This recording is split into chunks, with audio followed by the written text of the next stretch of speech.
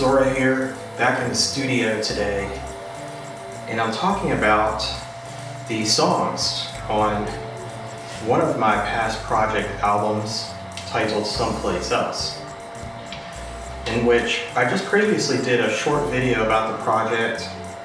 Today I'm going to talk about the songs and look at some of the lyrics and the videos and just talk about how some things came about.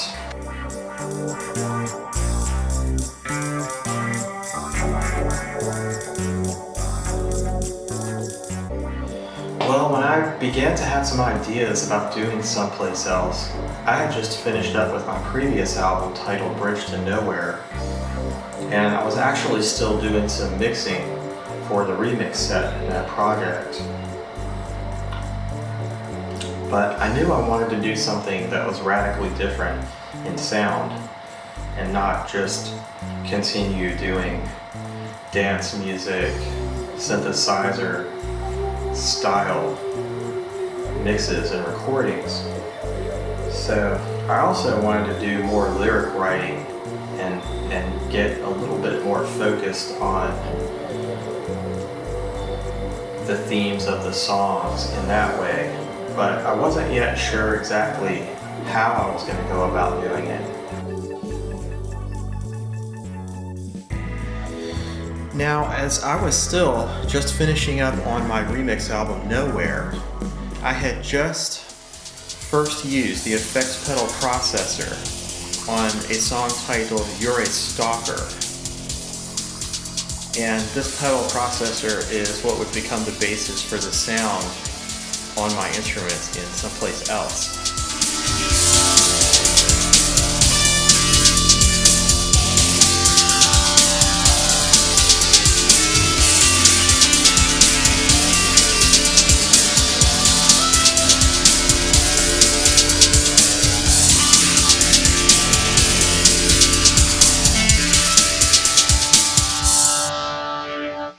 So I began to write a new song titled Impression, and I did a couple mixes with that, but it sounded like something that could have probably still fit into Bridge to Nowhere.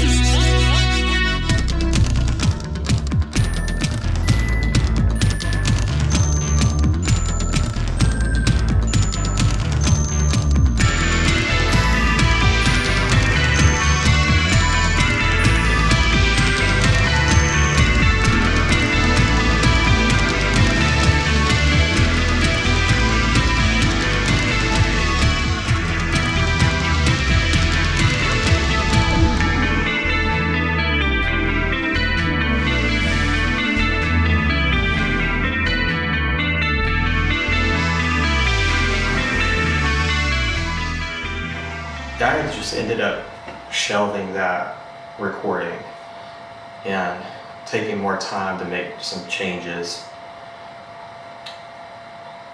and decided that I'll just do these songs as more of a standard rock band kind of a layout, where I'll sequence some acoustic percussion drums and things on a track, and then I'll go back and play bass, and I'll do a couple tracks of acoustical instruments on the keyboard.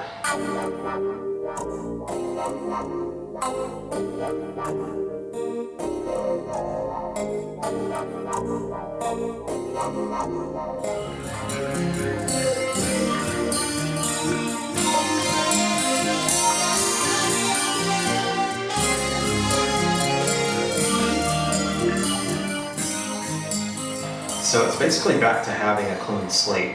And now though I have the foot pedal set, I have some idea of how I want to go about possibly doing this. But I still need to start off with a a drum machine percussion loop. So I can put that down as a foundation and then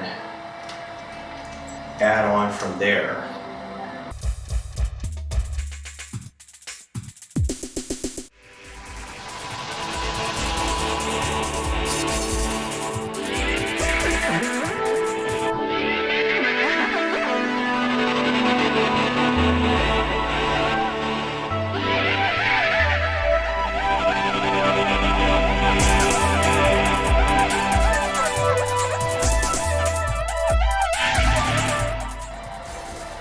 Now, I know I don't want this to be a gradual build-up through the song, so I have to break out of that approach, and I'm going to do this by keeping it minimal early on in the intro, where you just hear this drum loop and you hear a single note in the synthesizer, and then I'm just going to have it come in and hit hard on the third bar. You've got the bass, the vocals, the synth coming in all at the same moment. And when I did the vocals, I did it's very straightforward, kind of raw recitation of the phrases, and ended up doing a split channel where I did more processed of the same phrases in the other channel, and then have them either pan back and forth, or some places the vocal parts would overlap, just to give it a little bit more added complexity.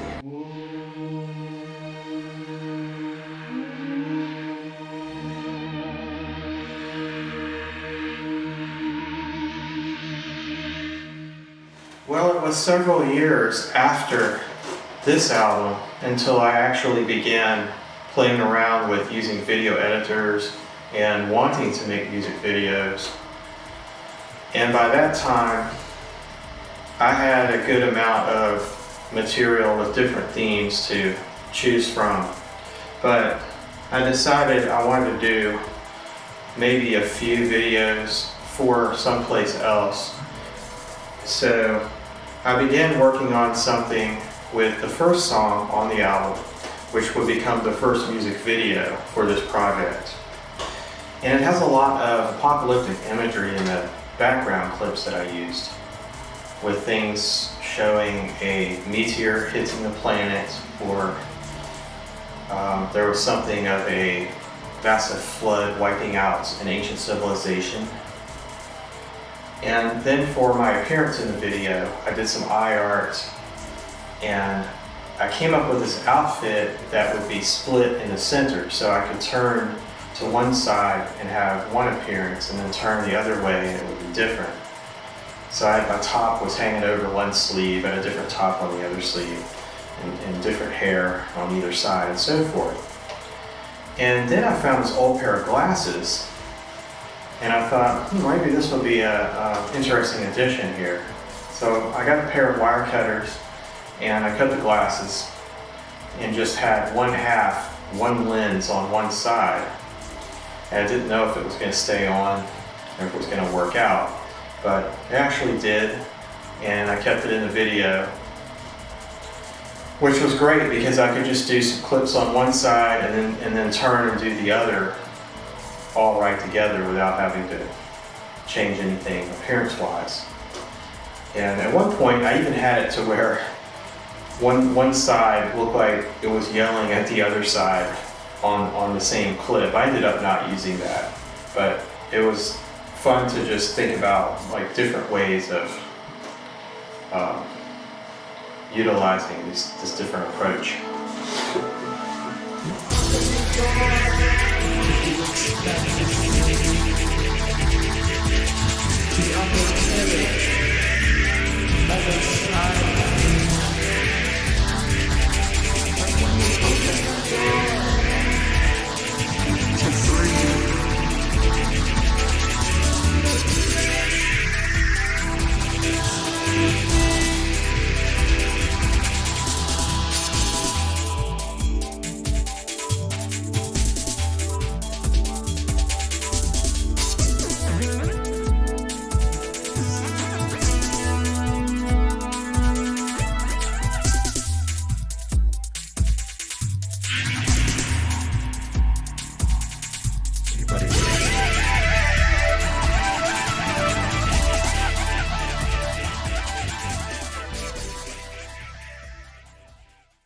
let's see, the second song is Why They. And this is a shortened title for Why Do They Have to Know, which is a phrase that repeats through this song.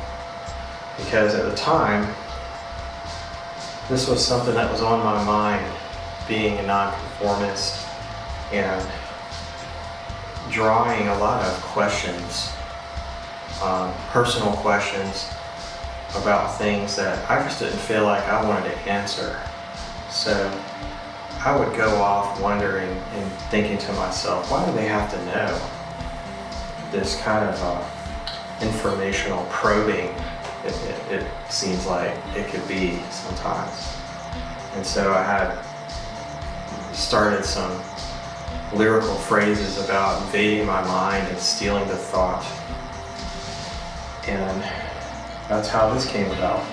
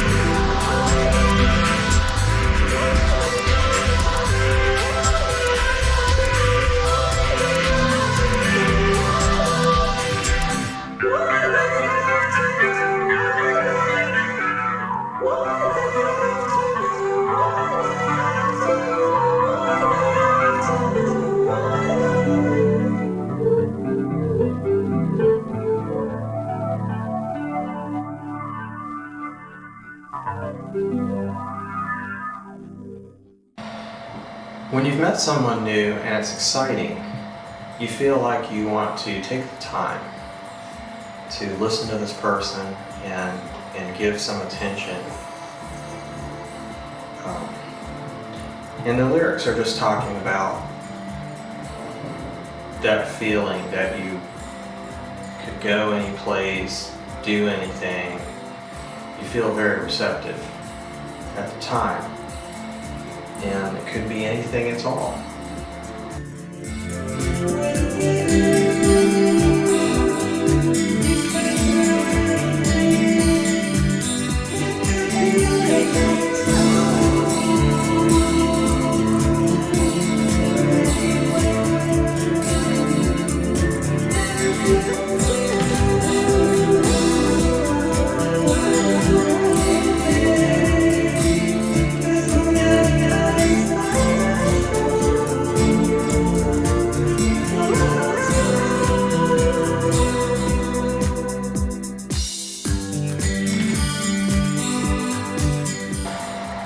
Whatever situation, position, at some point in the past or are present, and it's not necessarily going to coincide with the moment they're trying to create something. So what you can try to do is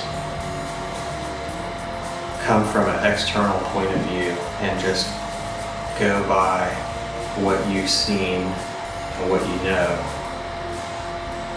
that you can relate to, contemplate and put down into words.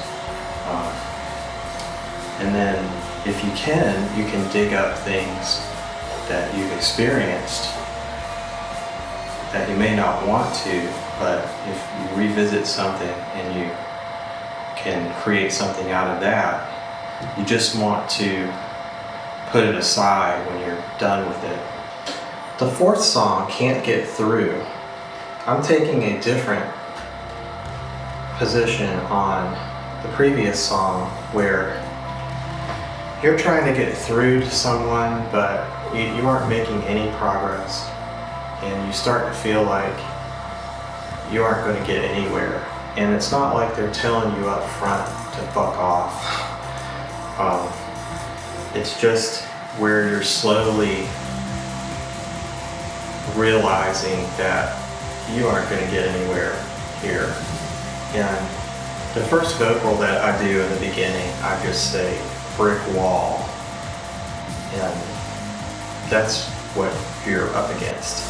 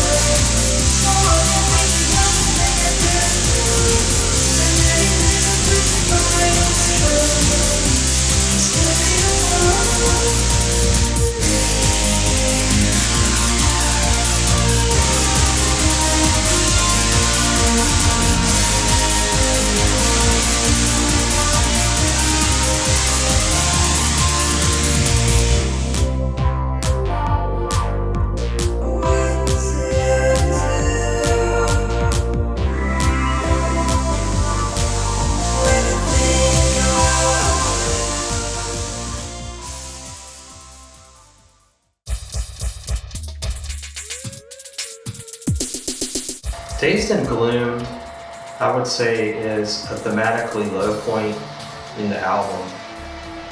And it was the second music video that I put together where I have these positions of looking down and being balled up. And in the beginning, I'm turning my back, closing the blinds, and walking away. Because when you're gloomed, that's really about all you can do, is you just want to turn your back and walk away. At that time, you have this dark, destructive imagery going on in the background because it's representing what's going on internally. So you're calm on the outside, but you really feel like you want to just tear down things that you might have built or have, yet you do nothing. Give me.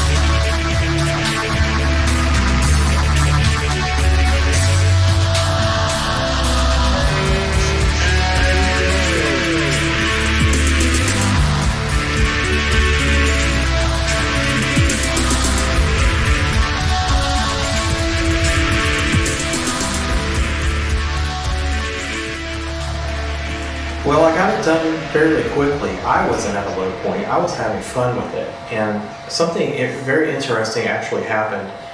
At the end, I had the clips and I was assembling them in an editor. And I noticed on one of these short clips where I'm on the floor, I'm turning to the side, and my necklace appears to transform. Everything changes positions and it looks completely different in the turn.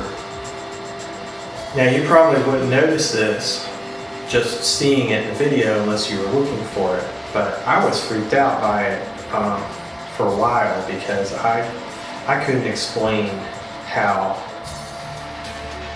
this motion could cause this object to change abruptly.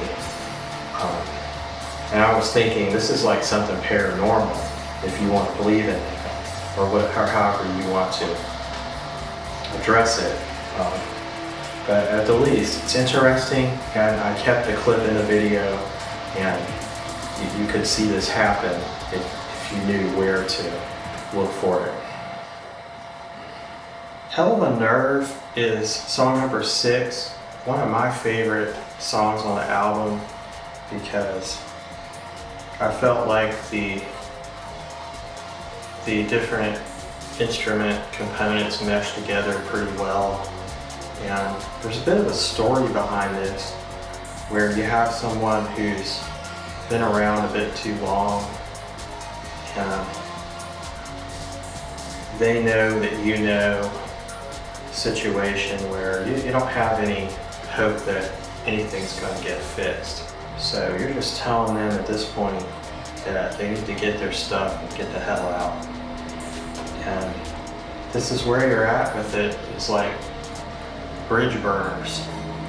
And that's some of the imagery I used in the video as well.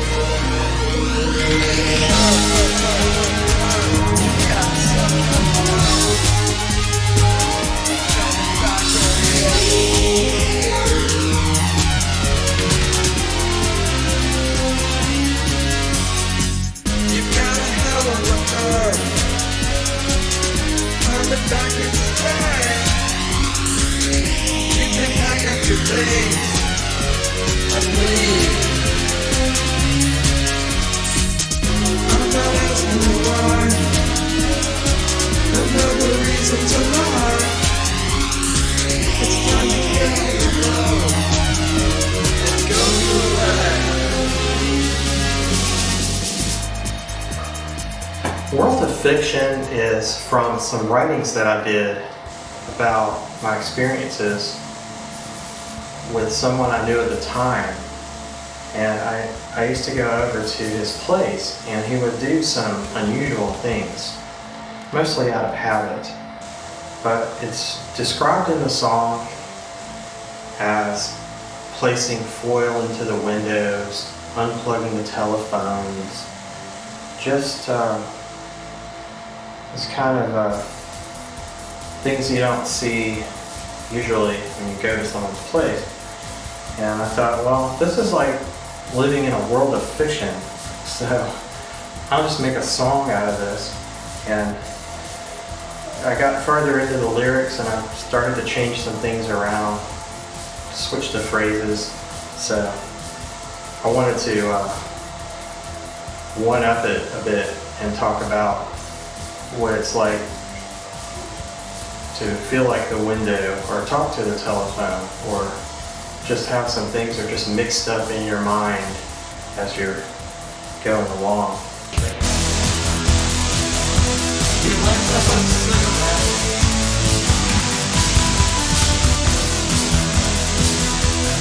Just got home.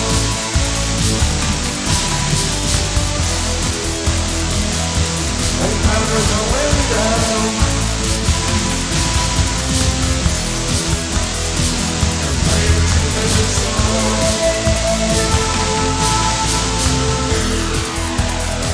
It's just another song.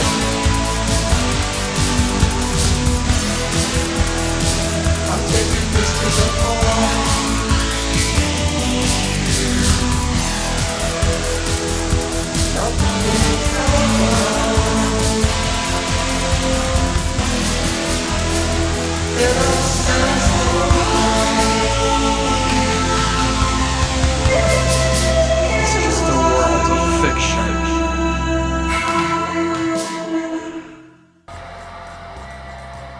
Just Another Day is the 8th song on the album. It's a bit of a break in the flow of things.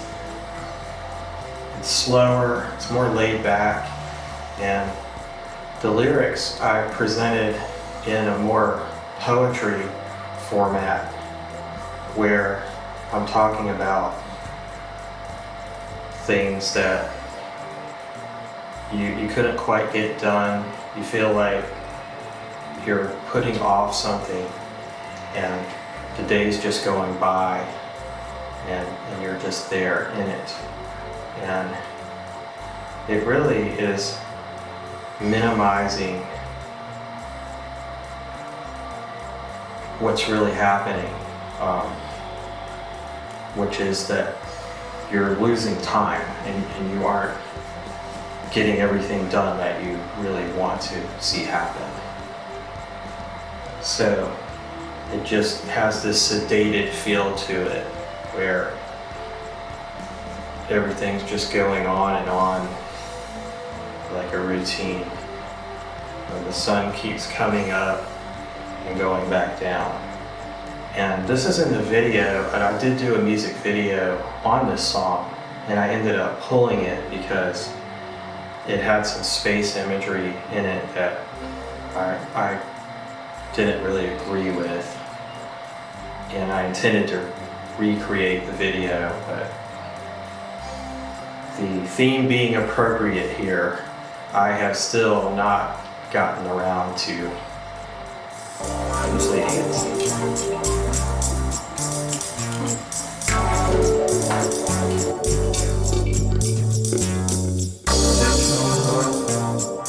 And watch the sun go down. It's just another day. There was so much to do. There isn't enough time to reflect on something that might have happened, or something someone else wanted.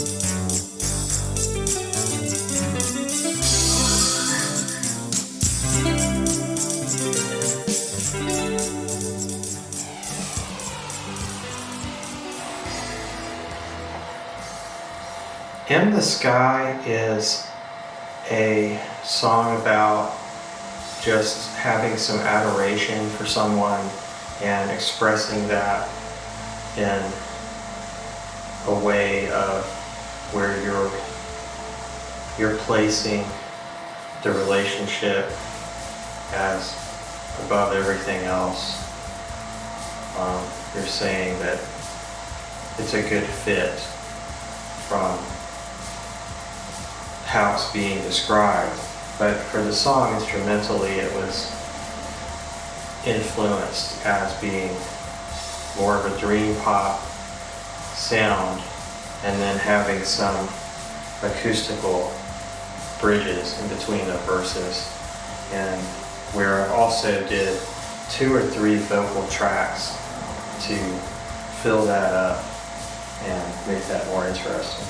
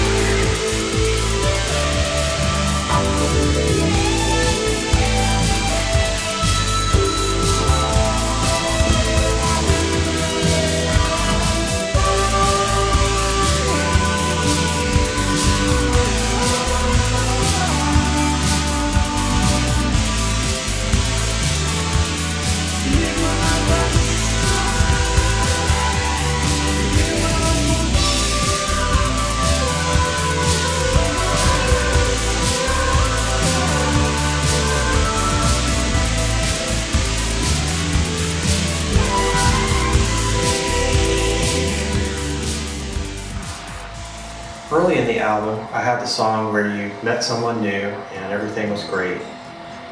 And it was almost like a love song. But song number 10 is titled This Love.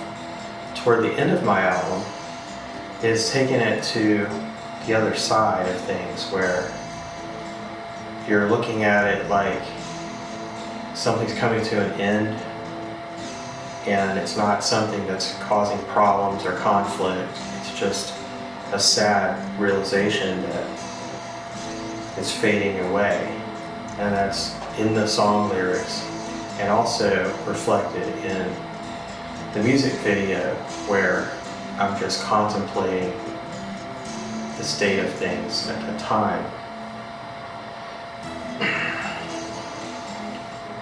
But it also mentions something that's a moment away, so if you like, it could be something new that's also on the horizon at the same time that something else is falling to the side.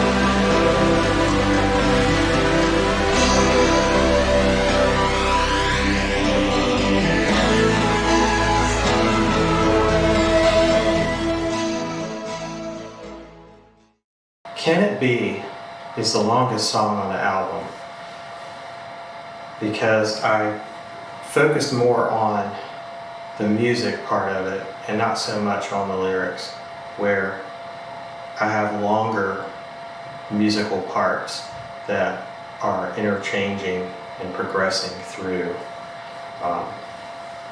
Lyrically, it's just a song of desperation, really, where you can hear it in my voice. I'm sort of distressing about how I'm trying to have things the way I want them, and why can't they be the way I want them to be.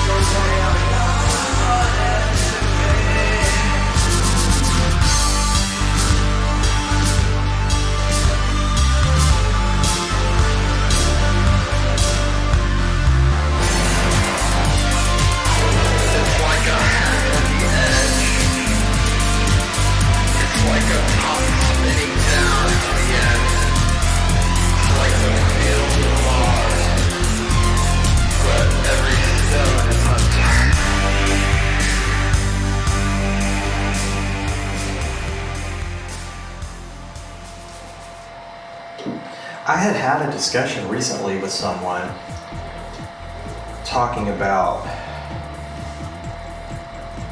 external influences and versus people's free will, because I felt like if we had all the information, then we would know exactly what was going to happen in a cause and effect universe. So I took some thoughts from this discussion and did some lyrics that I put in as a spoken part in a different tone later in the song to sort of go back and answer the questioning that was presented first. And it went something like,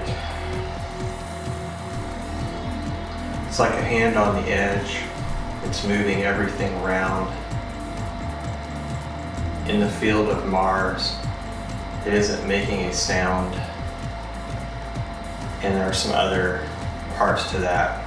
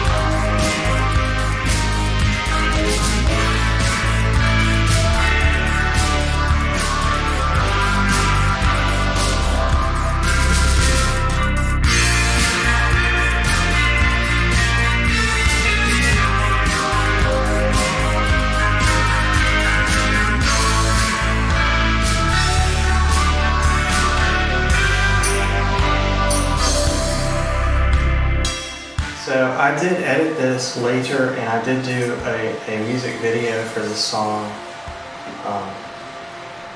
And it has a lot of occultic imagery around it, because this sort of questioning that we're talking about with how things happen, have a lot of people going to occultic or unseen mindsets of things, where they write books and they clan up with other people and they come up with things that they believe, and it causes them to take certain actions, and then it just goes further and farther until you're just completely infringing on someone else's psychological well-being, because either you so believe in this out of desperation, or you have claned up with these people of an organization who are able to use these things for their advantage.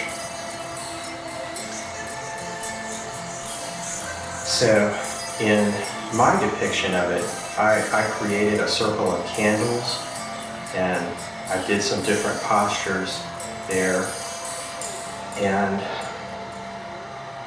I also set myself on fire briefly during the video recording.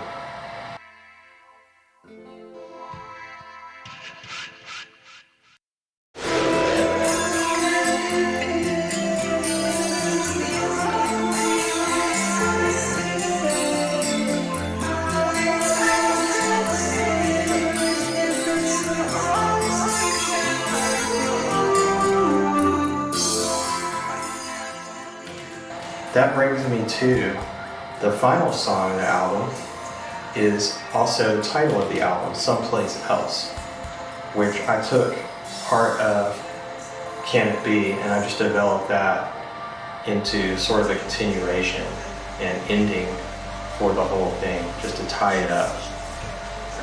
And if you're taking a bridge, then you're always going someplace else.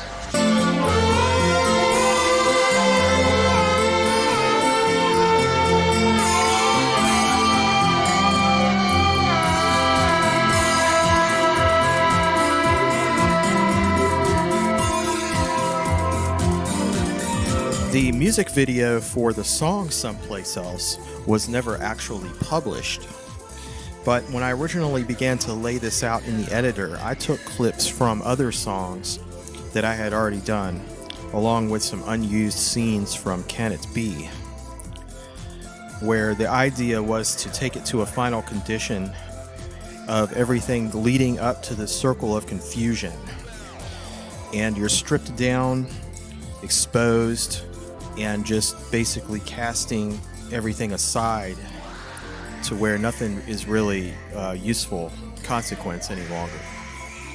So you've come to the point where you have found the answers to what you were looking for, or you have realized that you are not going to be able to find the answer, and this is the outcome that is the real possibility.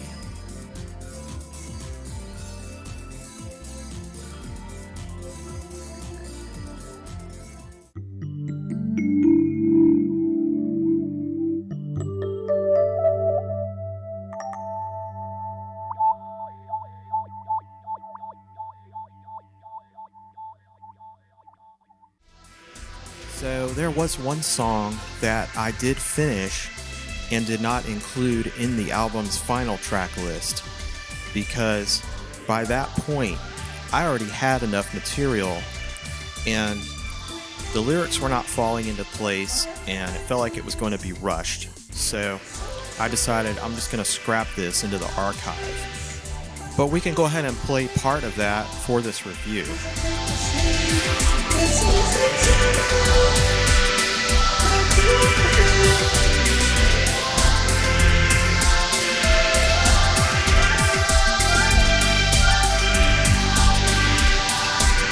This must be someplace else.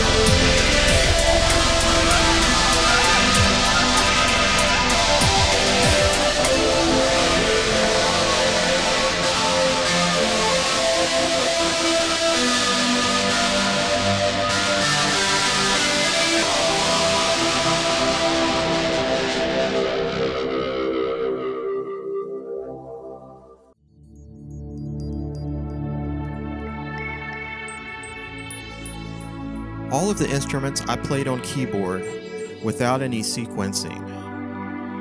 With the percussion, I did use a Roland DR202 to create the basic beat loops that I could sample and then put down as the foundation, which I could go back and play fills and transitions on the keyboard with the acoustic drum set. With the style being what it is here and not planning to do any post-production remixing, I actually did do 2 remixes at the end, and one was for Why Do They Have to Know, which was mostly instrumental, and I took a house piano loop and did some percussion. It was quick and I was done.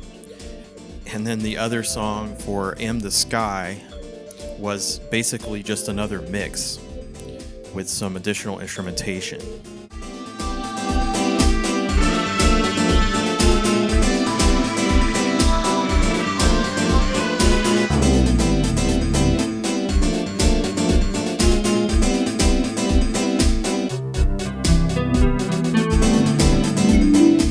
And then I felt like this really didn't have anywhere else to go. I was starting to get burned out. I was thinking this seems pointless to try to do anything else with this material. I'm just going to take a break, and then eventually I would start working on the next project that I would title Pointless Seams.